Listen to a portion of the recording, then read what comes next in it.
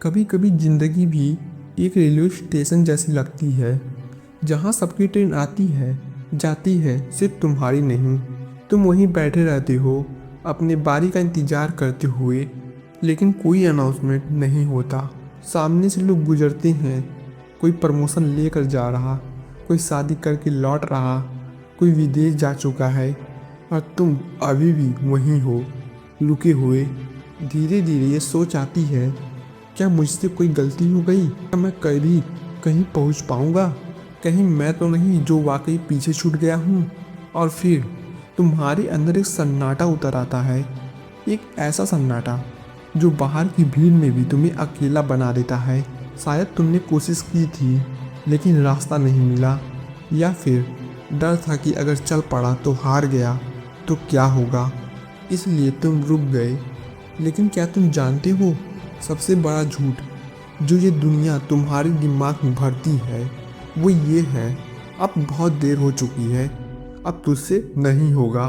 सच ये है कि कोई भी ट्रेन आखिरी नहीं होती, तुम्हारी ट्रेन सिर्फ लेट है, कैंसिल नहीं।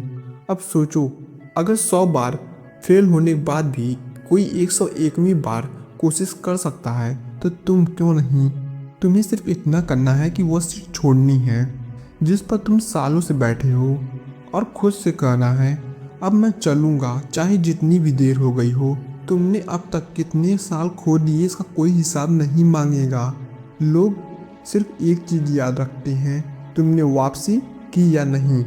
अब चाहे उम्र 20 हो, 21 है, 25 है, 28 है, या 35 है, या 40, चाहे उम्र कोई भी हो, वो कहते हैं ना, जब जागो तभी सवेरा। लेकिन ऐसा मत जागना कि बहुत देर हो जाए। हर उम्र का एक जादू होता है, अगर तुम उसे पकड़ लो। दूसरों की जर्नी देखकर घबराना बंद करो, क्योंकि वो अपनी ट्रेन पर बैठा है, तुम अपनी रेलगाड़ी खुद बनाओगे। मुझे नहीं पता तुम क्या बनना चाहते हो, लेकिन मुझे पता है तुम अभी जैसे हो वैसे नहीं बने रह सकते। तुम्हारे अंदर आग है, लेकिन तुमने उसे राख के नीचे छुपा रखा है। अब वक्त आ गया है उसे फिर से जलाने का। 8 महीने, सिर्फ 8 महीने खुद को दो।